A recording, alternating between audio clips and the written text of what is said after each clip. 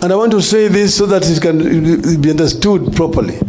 Because the media keep on all the time misinterpreting what you've been saying.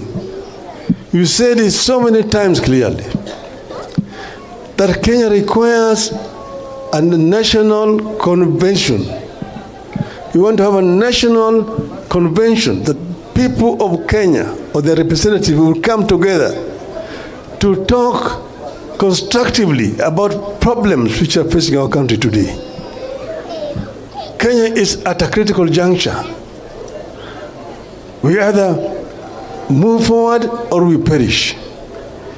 Because we don't want to perish, we need that conversation. And that is what I had proposed, that we must have this conversation that take cognizance of the demographic profile of our nation. And that there are several issues that need to be discussed at that convention. But I've also said that there matters precedence, issues that must be dealt with first before that convention can be had. This includes, number one, compensation for the families of the victims of violence last year and this year. Two, paying of all the hospital medical bills of the victims of police violence of last year. Number three is a release of all people who have been arrested and are in police custody. Number four is the dropping of all the pending charges which are pending in courts. Number five is the sacking and prosecution of all police officers who have been involved in criminal violence against innocent Kenyans who are actually exercising their rights as enshrined in the Constitution. And then we said that once that has been done, then people will sit down and dialogue. And we've also actually come up with what that dialogue should be about. The issues that have been raised by Gen Zs are not new issues. There are similar issues which we raised last time, even last year we were on the streets. We talked about unemployment in our country. We talked about high cost of living in our country. We talked about corruption, rampant corruption in the country. We talked about tribalism and ethnicity, discrimination in our country. And then we talked about management of debt in the country. These are critical issues that need to be discussed. But thirdly is the issue of governance. We have a new constitution, but we are not actually following that constitution. There are issues which were pending.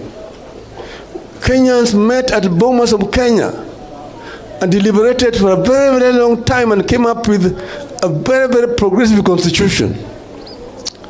That constitution was bastardized to a certain extent during the so-called Naivasha process. We must go back to the Bomas draft constitution, put it back on the table, and see what needs to be cleaned up so that we can have a progressive constitution. So you said, therefore, that it's on the basis of that kind of elaborate process that we can then talk about a government of national unity. But then you say that if you want to take some of our experts and get into your government, we release them to join your government and work in accordance with the ethics of our party, ODM and Azimio. This is what we said. We have not changed. This position has not changed. We said we want to see a new Kenya, and the people of Kenya are entitled to it. And that's why we said we agree with Gen Z in their demands. Gen Z demands are the demands of the people of Kenya. Irul Kamana. Alo sebagainya, Irul Kamana ini.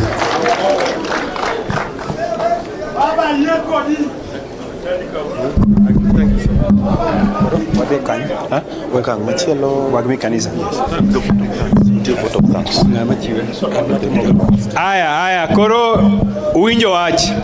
Aya.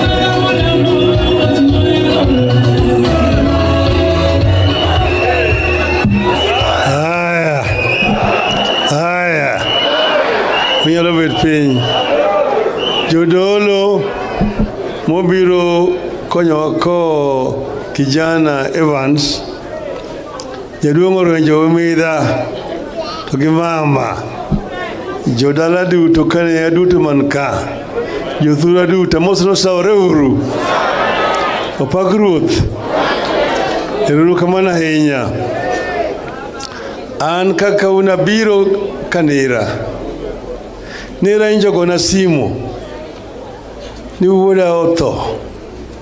Takuna ni mane ni Evans. To ang'o matimre? Ni nyocha tuo moro goye kanyo. Mane okone. Moriyud makosechopo stage 4. Makoro nindo ka. To yudo ka ne adhi safar kamoro. Akoni nera ni abro biro. Abro chopo. Nera chopo. Okachopo koso. Koro kan ka dan kanira. Mokwongo. To mar ariyo kendo bende kayudo ka en nyawana ka. Nikech nyako miluongo ni Winnie chung'ane kendo. Chung'ane. Mae nyathi nyamera. Nyamera cha miluongo ni Ana. Ana ochake dana miluongo ni Ana Walkowa. To mache jaode. Kamano. Koro beda piny. Ana no gun mari luongo na Juma. Ajuma Lolo. Okiro Magonya. Uda molo rokomara kudho. Kamane tek mengo jitese aka mangima. Ajuma no eno Ajuma uda alogo. Alogo Karaila. To dinga. Munyolo ginga bodinga Karaila. Miokoro nyako ni wache nyamera. Tomae koro nyathi nyamera. Okane ko mi achopo kakweru. Koro an nyawana. Gi mama. Mama koro. Anyawana kanira.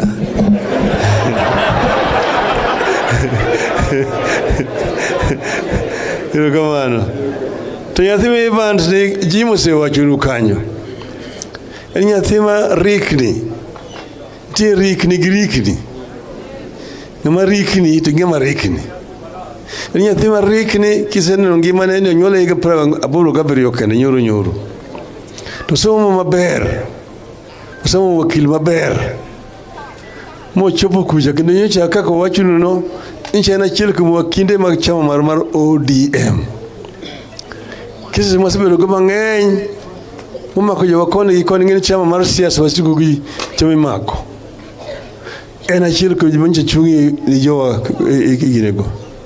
Kendo gitimo kata giwegi ka onge pesa momigi. Sani wach biro ni ng'ato nyomaki ng'ato ni remand cho Kajiado. Ng'ato cho ni Kiambu. Ng'ato ni Ruiru. Kamano to menyo kobed gi kinde ma ringo mapiyo mondo yali jogi. Koro nyathino setiyo na motegno ahinya. Omiyo ka ODM bende onoko biro ka. Oduro ng'ono biro ka. Wawito ochiel kuom kid mamaro. Osetiyo matek. Kendo en to weyo machon mapiyo. To mane kaka nochan kamano. Koro miyo nera Musa ahinya. Mutura ahinya kuom lalo nyathini to mago Nyasaye manondiko. Piny osiko to ok sikie. Koro miyo kanera kaka chope to kawach weche mang'eny ahinya. Nikech weche mang'eny ma wache kaka gikaja. Sani Kenya ni akre kiki. Chuno higa mokadho kanyocha ne wan oko. Bang' kane gik moko osenywandre kucha mang'eny miluongo ni Chebo Chietha. Otimo gik motimo. Wan wawuok oko. Mane wan e ndara. Ok nyal paro kamano. Moneg nyithiwa mang'eny kabisa moko nobiro iko ka.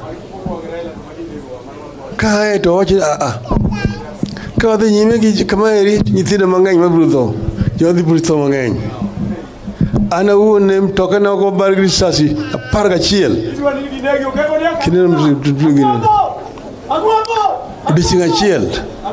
ono kelo ng'ato ni sharp shooter to ko mo no chikelo dok no wacha ko dok kendo wadok kendo to ko akwadhi kama to jogi watero nyithiwa enyimi joka to gidhi bag risasi to gigo ginego risasi ndi yore mang'eny mag nego paka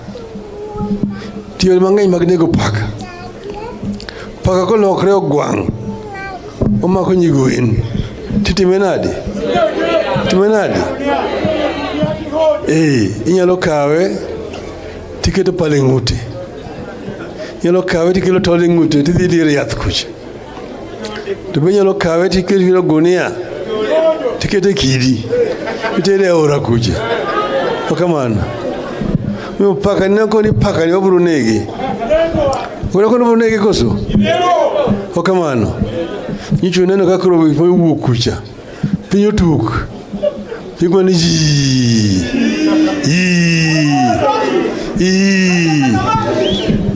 mochopo kama koro joka koro sechopo kama gina kere keke koro kumo mokirot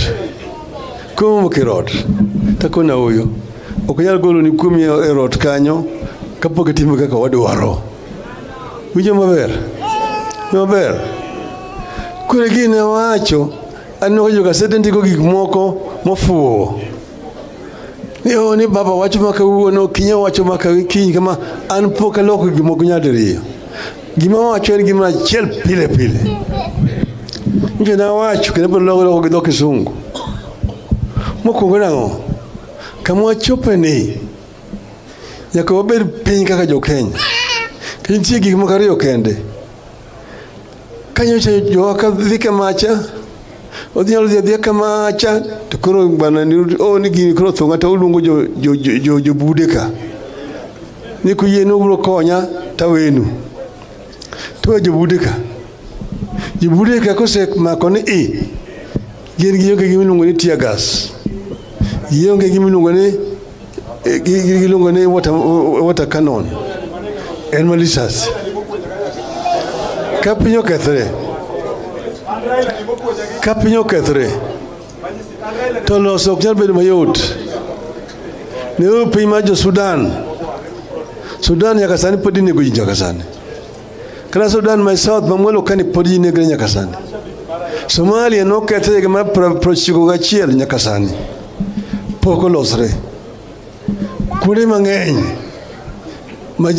ineno kiwuotho ka anawuotho piny mar Afrika ka kuonde mang'eny kidonje paw ndege ni to mach mineno ka gikacha kana idhi ka immigration to mach ne toki kamano to mach ne toki ma en channel state of emergency okwadwaro kamano thuro ka wadwaro ni mondo jogi walony gi yo manyago lony gigo to ko yo machielo chane dhi nyime kama chad be nyalo dhi mna kamacha nichako ni kama chope ni nyaka bed kama iluongo ni national convention e kama jidhi beti piny ma jidhi yale ang'o marach gima dhi nyime kani en loch marach nitie katiba to katiba ok lu katiba ni waloso to katiba ok lu ere kaka wanyalo keto mondo katiba mondo lu mondo ti koro mama ni wacho ni wadwani mondo ji ochak wadog kendo piny to kapok waloso kuche nitie gik moko mokwongo nyaka timre mokwongo nyawa manonegi higa mokadho ka kod manyicho negi mag gine gieki family go te mondo tim gimiluongo ni compensation. Mar ariyo nitie jomoko mapod ni osiptal nyaka sani nogogi bunde higa mokadho ka kata nyocha pod ni osiptande sirikal ochul pesa go duto te. Mar adek nitie cases mapod ni e court manomaki mapod kes gi ni e court cases go temo timinadi oluar. Mar ang'wen en nitie joma pod sani pod omaki ni e cells mag police ni remand moko biro bedo abducted jikie kuma gintie jogi te mondo gony mondo wuogi mondo ni condition president idho kisungu kama no setimre ni kuro nyalo loso tidhi wachango Gik midhi wacho kar manyo jujensi wacho ok opogre gik mane wacho higa mokadho ka. Number one, ne wawacho moriere ni Kenya kae sani nengo mangima ni malo oidho malich ahinya. Jopiny thagre, nengo mogo, nengo sukari, nengo mafuta, nengo gang'o gitote ni malo, petrol. Mar ariyo, en wach mar tich. Kijande mang'eny mosomo kagi kacha man gi certificate wuotho to onge tich. Tich onge. Ere kaka nyithindo ginyalo ndiko mondo oyud tich? Ere. Sani mapiyo piyo to gima ni diere kucha. Jopuonj, jomosomo daktache gi nurses nigi shida. Inyalo timo nang'o? Mano agenda namba 2. Mar adek en gima iluongo ni mibadhi. Corruption. Mang'ato donjo kamoro kacha machaka kodher malich kabisa. To bang'e higa achiel kamani to koro kuto ochalo okuodo. Mosenyodho remo madhiang'. Kucho ogolo kure. Ng'ani miyudo ng'atni onyiewo mtoka manyien modal maringo go malich ahinya. Moro chande cha to gero onyiewo udi Nairobi. Moro to gero gorofa Siaya. Moro to gero palace dalagi reserve kucha. Musache to pesa motachira tacha. Pesa go bendo ko holo kati bengi. Mara bando need corruption. Mara ng'wen en wach mar ukabila. Akwede. Mara oganda, mara nyola. Mani kan idwa kandi ko kata police kata mna gine jolweny kata mna jopuonj to ko nyingi ni macha olwejo umidha dokocha macha mulwa dokocha macha wanyama dokocha macha Hassan moro dokocha nyakibir ngane bin ngane ikidoko koni ujoga wana tusamisha kusuru tusuru ichoko kumjite maonge akwede kaka ichoko suru kuru Baringo kaka ichoke Siaya kaka ichoke Kitui kaka ichoke Garissa kaka ichoke Mombasa tusame kuri pogo pesa ni tipogo angaya magipogini kanya magigik makelo mirima ethuruaka magipokelo mirima ethuruaka mago gin gik moko manego wach motegno kaji wer piny to dhong'ien to katiba ni bentie gik moko mane odong' mane ok olosi kane wan Bomas to waloso katiba maber kabisa to nitie moko mane gibiro mane gidhi giketh odo gini kamelo kwenye Bomas kumani walose katiba mar Kenya ni Bomas draft mano nitie pending maonge gini kucha monego ji wachi omiyo ok obedo gi contradiction.